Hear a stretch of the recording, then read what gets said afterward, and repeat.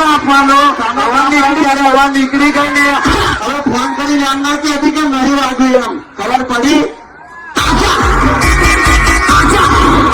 Phone કરીને લુખીએ ધમકીઓ બીજાને આપવાની. આ ધર્મેશ રિમિક્સ માં નહીં ખબર પડી તને ધમકી બમકી હાલતી નહીં નકન ખબર પડી જશે બધી બાજુની.